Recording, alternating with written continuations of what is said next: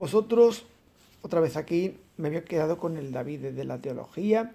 Estamos diciendo que posiblemente una fuente de inspiración para los autores sería el Salmo 18. Recordad que es fácil de recordar este salmo, en la que David supuestamente es un salmo atribuido a él. Dice: clamé a Yahvé en mi angustia, a mi Dios invoqué y escuchó mi voz desde su templo, resonó su llamada en mis oídos.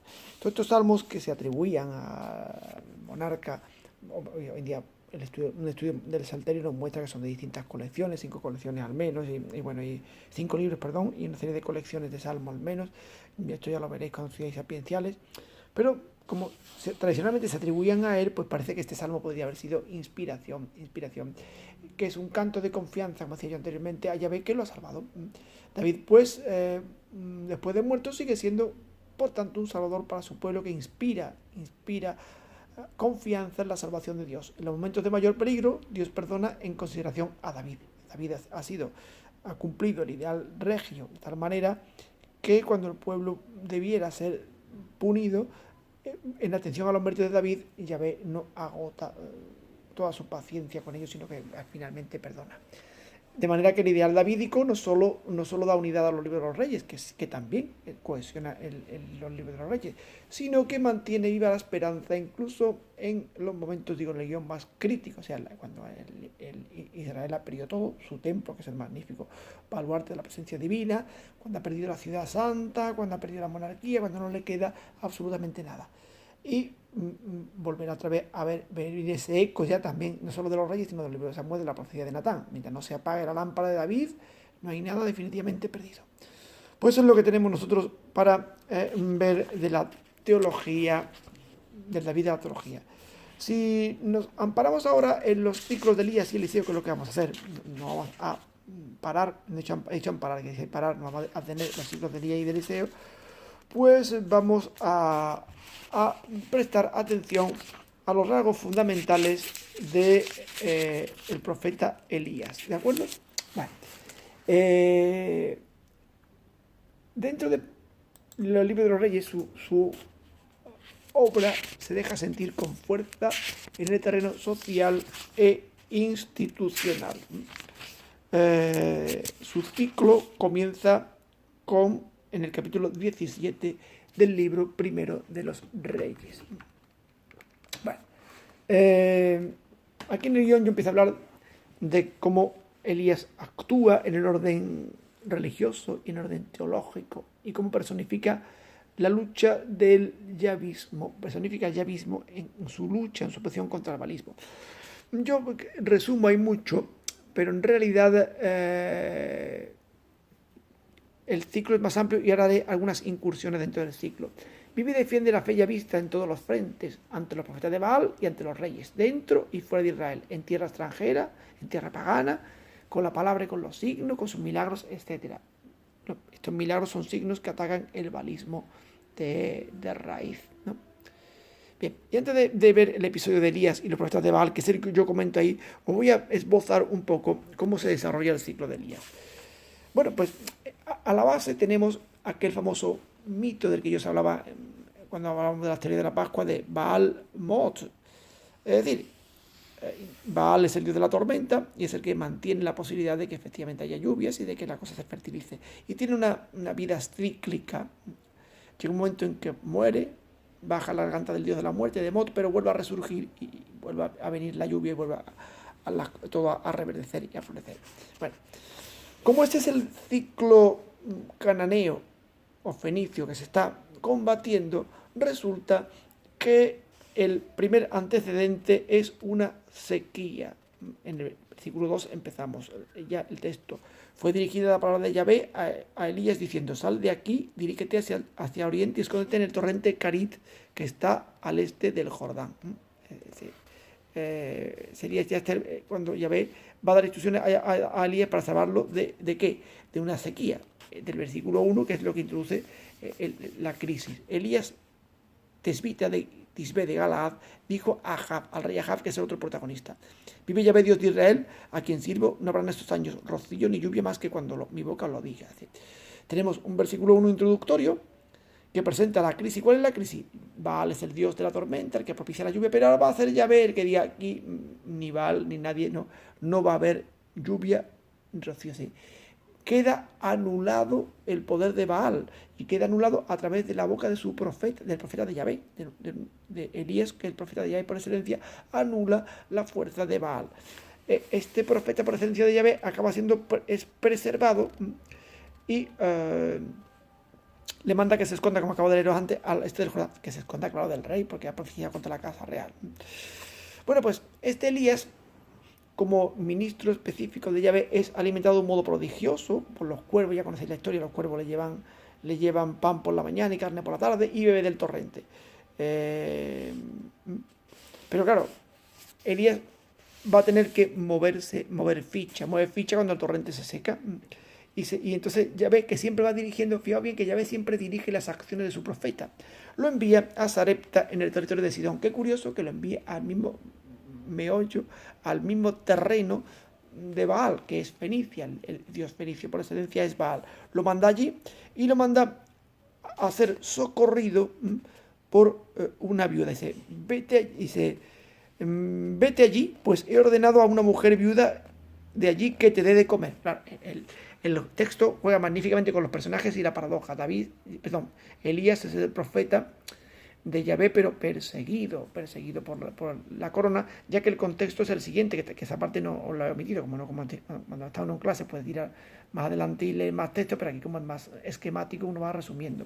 El contexto está, la sequía viene de que Ahab se ha casado con Jezabel, hija del rey de Tiro, y entonces esta pues es baalista y su marido le ha permitido dar culto a Baal en el reino del norte en Israel, y eso ha desencadenado pues que Yahvé mueva ficha y haga que anule el poder de Baal, como acabo de decir antes, con la boca de su profeta. Y llega la gran sequía, que era un drama. Elías se le hace culpable y tiene que huir. Y curiosamente Yahvé lo manda a el territorio de Baal a que lo sustente el personaje de la escala más baja de la población, el más indigente, la viuda, el extranjero y el huérfano. Una viuda que le iba a sustentar, no tenía ni para ella, como veremos enseguida. Pues esa viuda es la que lo tiene que sustentar. Y aparece un elemento interesante del profeta. El profeta Elías, como digo, tiene una tradición vinculada al reino del norte, y son tradiciones que están llenas de signos y de prodigios. Se parece un poco a los prodigios que vemos en los evangelios. La figura de Jesús se mueve también por un terreno similar, por el reino, son tradiciones norteñas, ¿no? Bueno, pues Elías va a hacer aquí un milagro de donación, pero el milagro de donación es importante en tanto en cuanto que se está jugando con la paradoja. Va una viuda a que le dé de comer, que no tiene donde caerse muerta. De hecho, la viuda, cuando Elías llega y dice, tráeme por favor un poco de agua para mí en tu jarro para que beba. Claro, la viuda dice, bueno, como agua tengo, le voy a dar agua, que más me da. Estamos en el versículo 10. Cuando iba a traérsela, le dijo, tráeme por favor un bocado de pan en tu mano. Ya eso no lo tiene. Y entonces cuando ella le dice, no tengo nada más que no tengo nada de pan cocido, tengo un puñado de harina en la tinaja y un poco de aceite en la horza. Haré un panecillo, va a coger leña, va a hacer un panecillo para su hijo para comérselo y después ya se quedarán sin nada y morirán de inanición. ¿Sí? Ha mandado a sustentarlo a alguien que es totalmente incapaz de darle ese sustento físico que Elías está requiriendo. Bueno, pues, ¿qué es lo que ocurre aquí? Pues, fijaos lo que dice Elías en el 13. No temas, entra y haz como has dicho. Haz el pan que le vas a dar a ti y a tu hijo, pero primero házmela a mí. Una torta pequeña para mí y tráemela. Y luego la haces para ti y para tu hijo. Y dice, no se entera, no le he dicho que no tengo nada. Y entonces pronuncia la palabra profética en nombre de Yahvé. Porque así habla Yahvé, Dios de Israel. No se acabará la harina en la tinaja, ni se agotará el aceite en la horza hasta que el día en que Yahvé conceda la lluvia sobre la faz de la tierra. Es decir, hay que confiar en la palabra del profeta porque detrás de él está la palabra de Yahvé. También esta salida deuteronómica, que no solo de pan vive el hombre, sino de toda palabra que sale de la boca de Yahvé. La palabra de Yahvé provoca el sustento prodigioso como provocó el maná de los israelitas. Fijaos bien cómo vuelve a aparecer otra vez ese sustento milagroso. La viuda da crédito a la palabra de Elías y así consiguen sustentarse los tres por ese periodo. Después aparece un milagro de resurrección, que es el milagro que no lo vamos a comentar, aunque es también muy interesante, que es la resurrección del hijo de la viuda, en la que se diferencia de la resurrección del Nuevo Testamento en que Elías no obra en la resurrección, sino que ora para que Dios envíe el Espíritu de vida sobre el niño. No tiene nada que ver con Jesús, que realmente sí que opera el mismo el prodigio. Bueno, pues corriendo el texto, vamos ya a lo que nos interesa, que es el sacrificio en el Monte Carmelo.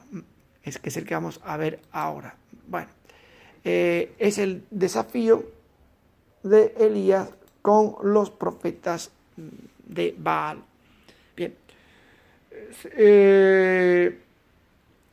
Elías se ha entrevistado con el rey, pide una entrevista con el rey rey lo acusa. Estamos en el versículo 16 al 19 del capítulo 18.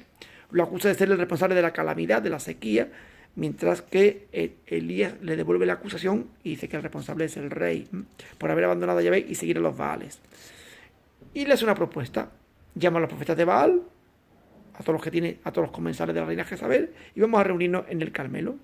Habla un número simbólico aquí, 450 profetas. El número era un número multitudinario frente a Elías como único paladín del yavismo. Bueno, le propone un desafío. ¿Para qué sirve el desafío? Pues el desafío lo vamos a ver enseguida. Se reúnen allí, en el monte, y Elías en el versículo 21 lanza la propuesta definitiva. ¿Hasta cuándo vais a estar cojeando con los dos pies o andando con muletas? Dice otro texto. Si ya veis Dios, seguidle a él. Si es Baal, seguid a este. Fijaos bien. ¿Qué es lo que está haciendo Elías? Bueno, quiere obligar al pueblo a una opción radical y sin equívocos. ¿Quién es Dios? ¿El Señor o Baal? Quiere forzar la elección, lo cual puede parecer una cosa sencilla, porque uno puede decir, bueno, a ver cuál es Dios, ¿verdad? Pero no es tan sencilla. Porque el origen de la propia sequía impuesta por Elías podría recibir explicaciones que apuntasen a Baal como Señor, como al Señor, como indica el texto. Podría deberse a la voluntad de Baal, a su sueño o incluso a su muerte en el ciclo de las estaciones, o podría deberse a la voluntad de Yahvé. Es decir, ¿por qué el pueblo no va a decidir tan fácilmente? Porque la sequía podría ser obra de Yahvé, tal como Elías dice, pero también podría ser obra de Baal, porque ya que el pueblo le atribuye a Baal ser el dios de la tormenta, y podría él haber sido el que hubiese cerrado el cielo, o podría deberse a ese elemento cíclico que hace que Baal durante un periodo de tiempo baje a la garganta de Mot y no esté operativo. De hecho así es es como Elías lo hace saber cuando empieza a reírse de los profetas. En el versículo 27 dice: Elías se burlaba de ellos y decía: gritad más alto, porque Baal es Dios. Tendrá algún negocio, le habrá ocurrido algo, estará en camino, tal vez esté dormido y despertará. Es una alusión a ese mito en la cual el sueño de Baal, similar de la muerte, lo tiene un tiempo inactivo. Es lo que pretende hacer Elías, ¿no? Bueno, pero ¿qué hace? El pueblo pues se calla. El silencio del pueblo se lo cuente. El pueblo no quiere elegir. No quiere elegir porque piensa que si puedo tener dos dioses, ¿por qué voy a conformarme con uno? Yo puedo tener dos. No me hace falta elegir y quedarme con un solo Dios, porque puedo yo tener la protección de los dos dioses. Bueno, como un pueblo religiosamente se le va a ocurrir una idea tan absurda. No es tan absurda, ¿eh? La gente quiere tener cubiertos todos sus rinconcitos y expectativas de vida. En el catolicismo no podemos elegir unos pocos de dioses, pero sin embargo, recordar al santoral que hay un santo para todo. Que me duelen las muelas, Santa Polonia. Que está de parto, una señora, San Ramón Nonato.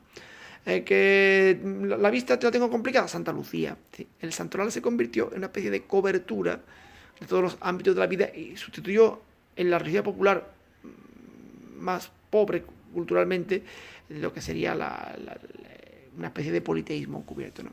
Bien, pues el pueblo no quiere elegir, piensa que mientras más Dios se tenga, mejor, más protegido va a estar. Y así que no quiere decantarse. Por tanto, solamente podrá decantarse cuando haya demostrado la impotencia de Baal. Claro, dice Elías, no hay otra manera de que el pueblo elija sino que yo le demuestre que Baal no es Dios. Elías impone la elección proponiendo a las divinidades rivales una prueba decisiva. Elige un lugar que va a ser que Elías lo elige bastante bien, porque el altar que Elías reconstruye demuestra que en ese monte, en el Carmelo, había habido culto al Señor en un tiempo remoto y que ahora después se estaba dando culto también a Baal. Pero tanto la montaña, como digo, había pasado al dominio de los fenicios y se honraba allí a Baal Hadad. Es decir, ¿qué pasa con el Carmelo? El Carmelo tenía antecedentes, era territorio fenicio.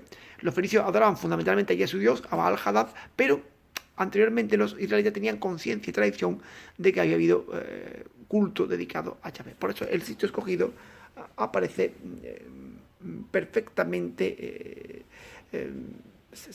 adaptado a las necesidades de Elías para desenmascarar a Baal. El relato demuestra que el Señor es Dios porque Dios va a responder y Baal no. ¿Cómo se hace el relato? Pues muy fácil. Él propone un sacrificio, propone, lo dice claramente, que traen un novillo, uno para Baal y otro para Yahvé, lo despedazan, lo ponen encima del altar, preparan la leña, pero no le prenden fuego. Los profetas de Baal invocan el nombre de su Dios y Elías el de Dios. Dios que mande fuego sobre la víctima y la consuma, ese es Dios. Al pueblo le parece una buena idea. Dice, bueno, vale, no había un milagro de este tipo, va a ser una idea interesante, ¿no? Bien. Así que es lo que van a intentar hacer. Bueno, pues va a tratar de derrotar a Baal en el punto fuerte de Baal, porque Baal es el dios del rayo, el dios del trueno. Ahí es donde lo va a derrotar. Los sacerdotes de Baal chillan, gritan, pero a todos inútil. Hasta el punto de que llega a burlarse de él.